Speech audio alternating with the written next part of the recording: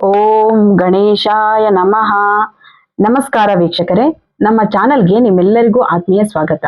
ಇವತ್ತಿನ ವಿಡಿಯೋದಲ್ಲಿ ನಾವು ಬಹಳ ವಿಶೇಷವಾದ ಮತ್ತು ಭಕ್ತಿಯಿಂದ ತುಂಬಿರುವ ಒಂದು ಮಹತ್ವದ ದಿನ, ಮೇ 5 ಅಂಗಾರಕ ಸಂಕಷ್ಟಿ.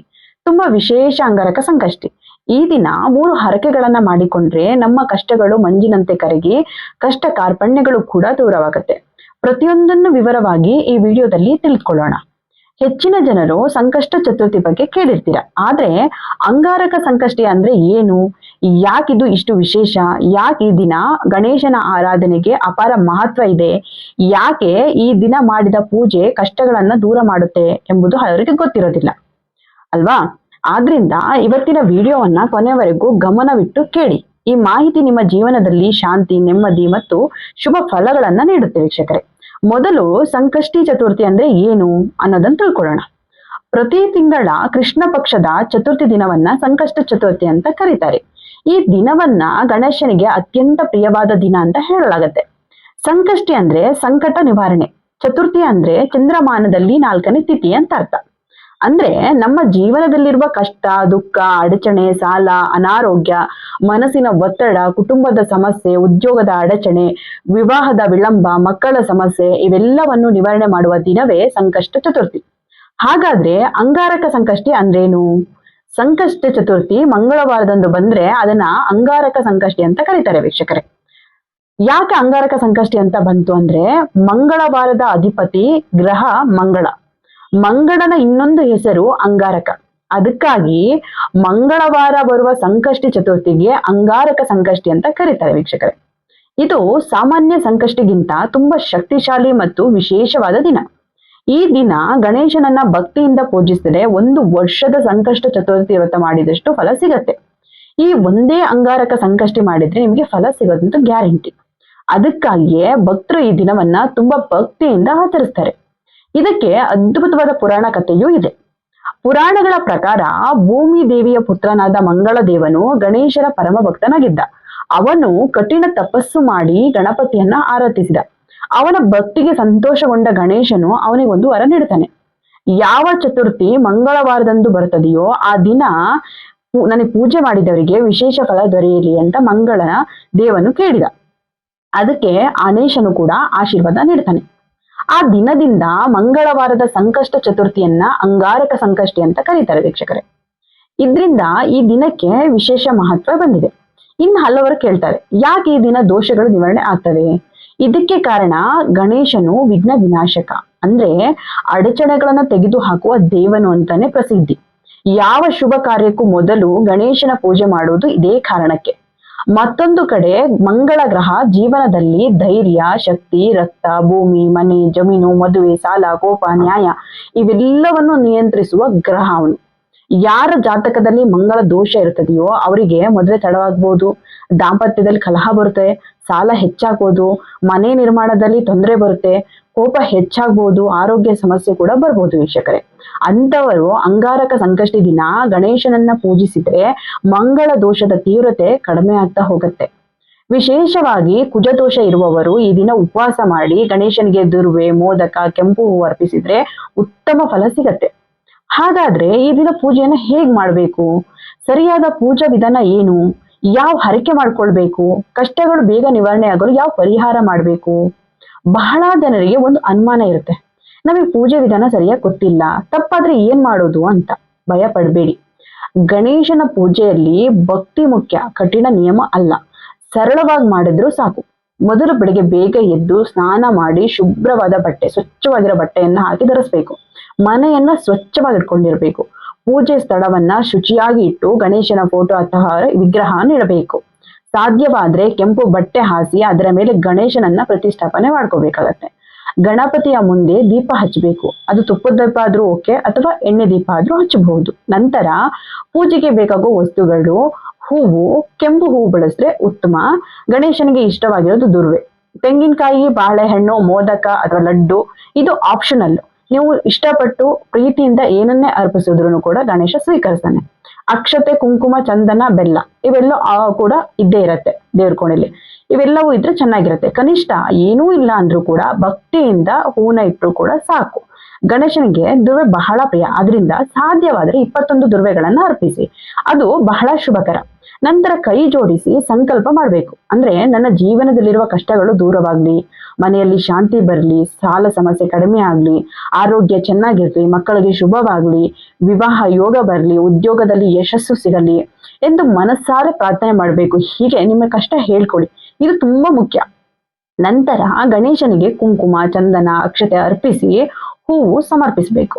ದುರ್ವೆಯನ್ನ ಅರ್ಪಿಸಬೇಕು. ಮೋದಕ ಅಥವಾ ಲಡ್ಡು ನೈವೇದ್ಯ ಇಡಬಹುದು, ಇದು ಆಪ್ಷನಲ್, ಇದು ಮಾಡ್ಲೇಬೇಕು ಅಂತಾನು ಕೂಡ ಇಲ್ಲ. ಇದೆಲ್ಲ ಆದ್ಮೇಲೆ ಗಣೇಶ ಮಂತ್ರ ಜಪಿಸ್ಬೇಕು.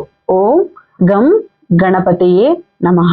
ಈ ಮಂತ್ರವನ್ನ 21 ಬಾರಿ, 54 ಬಾರಿ ಅಥವಾ 108 ಬಾರಿ ಹೇಳ್ಬೋದು. ಯಥಾಶಕ್ತಿ ನಿಮಗೆ ಎಷ್ಟು ಬಾರಿ ಹೇಳಕ್ ಸಾಧ್ಯ ಇದೆಯೋ ಅಷ್ಟು ಬಾರಿ ಹೇಳ್ಬೋದು. ಅಥವಾ ನಿಮಗೆ ಗೊತ್ತಿರುವ ಗಣೇಶ ಸ್ತೋತ್ರವನ್ನು ಓದ್ಬಹುದು, ಗಣೇಶ ಅಷ್ಟೋತ್ತರ ಹೇಳ್ಬಹುದು, ಗಣೇಶ ಚಾಲಿಸ ಓದ್ಬಹುದು, ಅಥವಾ ಸರಳವಾಗಿ ಗಣಪತಿ ಬಪ್ಪ ಮೋರೆಯ ಅಂತ ಭಕ್ತಿಯಿಂದ ಕರಿಬಹುದು.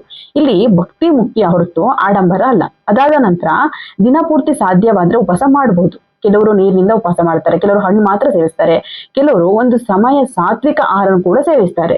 ತಮ್ಮ ಶಕ್ತಿಗೆ ತಕ್ಕಂತೆ ಮಾಡ್ಬೋದು, ಆದ್ರೆ ಮನಸ್ಸಿನಲ್ಲಿ ಪರಿಶುದ್ಧವಾದ ಭಕ್ತಿ ಇರಬೇಕು ಅಷ್ಟೇ. ಇನ್ನು ಸಂಜೆ ಚಂದ್ರೋದಯವಾದ ನಂತರ ಗಣೇಶನ ಮುಂದೆ ದೀಪ ಹಚ್ಚಿ ಪೂಜೆ ಮಾಡಬೇಕು. ಚಂದ್ರನಿಗೆ ನೀರು ಅರ್ಪಿಸಿ ನಮಸ್ಕಾರ ಮಾಡಬೇಕು. ನಂತರ ಗಣೇಶನಿಗೆ ನೈವೇದ್ಯ ಸಮರ್ಪಿಸಿ ಉಪವಾಸ ಮುರಿಬೇಕು. ನೈವೇದ್ಯ ಅಂತ ಅಂದ್ರೆ ಯಥಾಶಕ್ತಿ ನಿಮ್ಗೆ ಆದ್ರೆ ಸ್ವೀಟ್ಸ್ ಕೂಡ ಮಾಡಿ ನೈವೇದ್ಯ ಮಾಡ್ಬೋದು. ಇಲ್ಲ ನಿಮಗೆ ಅಂತ ಹೇಳಿ ಅಡ್ಗೆ ಮಾಡ್ಕೊಂಡಿರ್ತೀರಲ್ವಾ, ಸೊ ಚಂದ್ರನಿಗೆ ನೀರ್ನ ಮತ್ತೆ ಪೂಜೆ ಎಲ್ಲ ಮಾಡಿ ನಮಸ್ಕಾರ ಮಾಡಾದ್ಮೇಲೆ ಅವನಿಗೆ ಒಂದು ಗಣೇಶನಿಗೆ ನೈವೇದ್ಯವಾಗಿ ಅನ್ನ ಸಾರು ಏನ್ ಮಾಡಿಟ್ಕೊಂಡಿರ್ತೀರಿ ನಿಮ್ಮ ಊಟಕ್ಕೆ, ಅದನ್ನೇ ನೈವೇದ್ಯವಾಗಿ ಗಣೇಶನಿಗೆ ಅರ್ಪಿಸಬಹುದು, ಏನು ತೊಂದರೆ ಇಲ್ಲ. ಅದಾದ್ಮೇಲೆ ಚಂದ್ರನ ನೋಡಿ ನೀವು ಊಟನ ಮಾಡಬಹುದು. ಈ ದಿನ ಹರಕೆ ಮಾಡ್ಕೊಂಡ್ರೆ ನಿಮ್ಮ ಕೆಲಸ ಈಡಿರುತ್ತೆ. ಹರಕೆ ಅಂದ್ರೆ ದೇವರ ಮುಂದೆ ಮನಸಾರೆ ಒಂದು ಮಾತು ಕೊಡೋದು. ಅಂದ್ರೆ ನನ್ನ ಈ ಕೆಲಸ ನೆರವೇರಿದ್ರೆ ನಾನು ಈ ಪೂಜೆ ಮಾಡ್ತೇನೆ, ಈ ಕಷ್ಟ ದೂರವಾದ್ರೆ ನಾನು ದೇವಸ್ಥಾನಕ್ಕೆ ಬರ್ತೀನಿ, ಮದ್ವೆ ಆದ್ರೆ ಗಣೇಶನಿಗೆ ಮೋದಕ ಅರ್ಪಿಸ್ತೇನೆ, ಮಕ್ಕಳಿಗೆ ಆರೋಗ್ಯ ಚೆನ್ನಾಗಾದ್ರೆ ಉಪವಾಸ ಮಾಡ್ತೇನೆ. ಹೀಗೆ ಭಕ್ತಿಯಿಂದ ಮಾಡುವ ಮಾತೆ ಹರಕೆ. ಆದ್ರೆ ಇಲ್ಲಿ ಒಂದು ವಿಷಯ ಕೂಡ ಹಾಗೆ ತುಂಬಾ ಮುಖ್ಯ. ಹರಕೆ ಎಂದಿಗೂ ಭಯದಿಂದ ಮಾಡಬಾರ್ದು, ಪ್ರೀತಿಯಿಂದ ಮಾಡ್ಬೇಕು. ಕೆಲವರು ಹೇಗೆ ಹೇಳ್ತಾರೆ ಗೊತ್ತಾ, ಮಾಡ್ಲೇಬೇಕು ಇಲ್ಲಿದ್ರೆ ದೇವರು ಕೋಪ ಮಾಡ್ಕೊಳ್ತಾರೆ, ಅದು ತಪ್ಪು. ದೇವರು ಶಿಕ್ಷೆ ಕೊಡಲು ಕುಳಿತಿಲ್ಲ, ದೇವರು ಭಕ್ತಿ ನೋಡ್ತಾನೆ. ಆದ್ರಿಂದ ಹರಕೆ ಅಂದ್ರೆ ಪ್ರೀತಿಯ ಒಂದು ಒಪ್ಪಂದ, ಭಯದ ಒತ್ತಡ ಅಲ್ಲ. ಅಂಗಾರಕ ಸಂಕಷ್ಟಿ ದಿನ ಯಾವ ಹರಕೆ ಮಾಡ್ಕೊಳ್ಬಹುದು?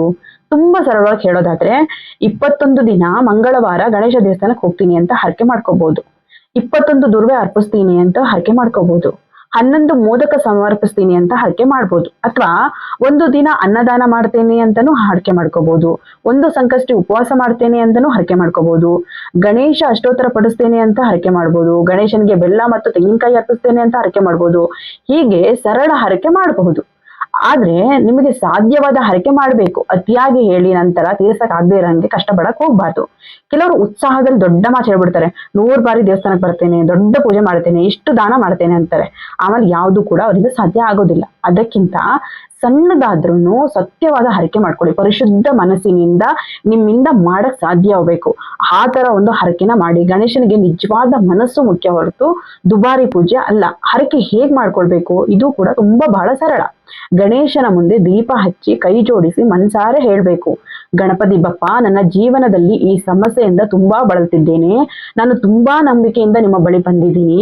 ಈ ಕೆಲಸ ಯಶಸ್ವಿ ಆದ್ರೆ ಅಥವಾ ಈ ಪ್ರಾಬ್ಲಮ್ ಇಂದ ನಾನು ಹೊರಗೆ ಬಂದ್ರೆ ನಾನು ಈ ಹರಕೆಯನ್ನ ಭಕ್ತಿಯಿಂದ ಮನಸಾರೆ ತೀರಿಸ್ತೇನೆ. ನಾನು ನನ್ನ ಕುಟುಂಬವನ್ನ ಕಾಪಾಡಿ ಅಂತ ಮನಸಾರೆ ಬೇಡ್ಕೊಳ್ಬೇಕು. ಇದನ್ನ ಜೋರಾಗಿ ಹೇಳ್ಬೇಕಾಗಿಲ್ಲ, ಮನಸ್ಸಿನ ಮಾತೆ ದೇವರಿಗೆ ಕೇಳಿಸುತ್ತೆ. ಕೆಲವರು ಕಾಗದದ ರೂಪದಲ್ಲೂ ಕೂಡ ಅದೇ ಕಾಗದ ಚೀಟಿಲಿ ಬರೆದು ಬಿಟ್ಟು ದೇವರ ಮುಂದೆ ಇಡ್ತಾರೆ, ಅದು ಕೂಡ ಭಕ್ತಿಯ ಒಂದು ರೂಪ. ಆದ್ರೆ ಸತ್ಯ ಶುದ್ಧ ಮನಸ್ಸು ಇರ್ಬೇಕು ಅಷ್ಟೇ. ಹರಕೆ ಯಾವಾಗ ತೀರಿಸ್ಬೇಕು? ಕೆಲಸ ನೆರವೇರಿದ ತಕ್ಷಣ ಸಾಧ್ಯವಷ್ಟು ಬೇಗ ತೀರಿಸ್ಬೇಕು, ತಡ ಮಾಡಬಾರ್ದು. ಉದಾಹರಣೆಗೆ ಉದ್ಯೋಗ ಸಿಕ್ತು, ಮದ್ವೆ ನಿಶ್ಚಯ ಆಯ್ತು, ಮಕ್ಕಳ ಪರೀಕ್ಷೆ ಚೆನ್ನಾಗಾಯ್ತು, ಆರೋಗ್ಯ ಸುಧಾರಿತು, ಸಾಲ ಕಡಿಮೆ ಆಯ್ತು, ಸಮಸ್ಯೆ ಅಂತಹ ಸಮಯದಲ್ಲಿ ಹರಕೆ ತೀರಿಸೋದು ಉತ್ತಮ. ತಿಂಗಳು ಮುಂದೂಡಕ್ ಹೋಗ್ಬಾರ್ದು, ಯಾಕಂದ್ರೆ ಅದು ನಮ್ಮ ಮಾತಿನ ಗೌರವ. ದೇವರ ಜೊತೆ ಮಾಡಿದ ವಾಗ್ದಾನವನ್ನ ಗೌರವದಿಂದ ಪೂರ್ಣಗೊಳಿಸ್ಬೇಕಾಗತ್ತೆ. ಹರಕೆ ತೀರಿಸುವಾಗ ಏನ್ ಮಾಡ್ಬೇಕು? ಮೊದಲು ಧನ್ಯವಾದ ಹೇಳಬೇಕು. ಹೌದು ವೀಕ್ಷಕರೇ, ಬಹಳ ಜನರು ಕಷ್ಟದಲ್ಲಿದ್ದಾಗ ಮಾತ್ರ ದೇವ್ರನ್ನ ನೆನೆಸ್ಕೊಳ್ತಾರೆ, ಕಷ್ಟ ದೂರ ಆದ್ಮೇಲೆ ಮರೆತು ಬಿಡ್ತಾರೆ, ಅದು ತಪ್ಪು. ಮೊದಲು ಧನ್ಯವಾದ ಗಣೇಶ ಅಂತ ಹೇಳಬೇಕು. ನಂತರ ಮಾತು ಕೊಟ್ಟ ಪೂಜೆ, ದಾನ, ದೇವಸ್ಥಾನ ಭೇಟಿ ಏನೇ ಇರ್ಲಿ ಅದನ್ನ ಪೂರ್ಣಗೊಳಿಸ್ಬೇಕು. ಹರಕೆ ತೀರಿಸುವಾಗ ಕುಟುಂಬದವರ ಜೊತೆ ಹೋಗೋದು ಇನ್ನೂ ಶುಭಕರ. ಹರಕೆ ತೀರಿಸುವ ದಿನ ಜಗಳ ಮಾಡ್ಕೋಬೇಡಿ, ಕೋಪ ಮಾಡ್ಕೋಬೇಡಿ, ಕೆಟ್ಟ ಮಾತಾಡಕ್ ಹೋಗ್ಬೇಡಿ, ಶಾಂತ ಮನಸ್ಸಿಂದ ಹೋಗ್ಬೇಕು. ಇದು ತುಂಬಾನೇ ಬಹಳ ಮುಖ್ಯ. ಶುದ್ಧ, ಯಾವುದೇ ರೀತಿಯ ಎಕ್ಸ್ಪೆಕ್ಟೇಷನ್ ಇಲ್ದೇನೆ ಮನಸಾರೆ ಆಗಿ ಮನಸ್ಸಿನಿಂದ ಒಪ್ಪಿಕೊಂಡು ನೀವು ಹರಕೆ ತೀರಿಸಿ, ಹಾಗೆ ಅದೇ ರೀತಿ ಬೇಡ್ಕೊಳ್ಳಿ. ಖಂಡಿತವಾಗ್ಲೂ ಆ ದೇವರು ನಿಮ್ಮ ಕೈನ ಬಿಡೋದಿಲ್ಲ. ದೇವರ ಕೃಪೆ ಇದ್ರೆ ಜೀವನವೇ ಬದಲಾಗತ್ತೆ. ನಂಬಿಕೆ ಕಳ್ಕೊಳಕ್ ಹೋಗ್ಬೇಡಿ. ಗಣೇಶನನ್ನ ನಂಬಿ ಭಕ್ತಿಯಿಂದ ಮುಂದೆ ನಡೀರಿ. ಖಂಡಿತ ಒಳ್ಳೇದಾಗತ್ತೆ. ಗಣಪತಿ ಬಪ್ಪ ಮೋರೆಯ. ಈ ವಿಡಿಯೋ ನಿಮಗೆ ಇಷ್ಟವಾದ್ರೆ ಲೈಕ್ ಮಾಡಿ, ಶೇರ್ ಮಾಡಿ ಮತ್ತು ನಮ್ಮ ಚಾನಲ್ ಅನ್ನ ಸಬ್ಸ್ಕ್ರೈಬ್ ಮಾಡಿ. ಧನ್ಯವಾದಗಳು ವೀಕ್ಷಕರೇ.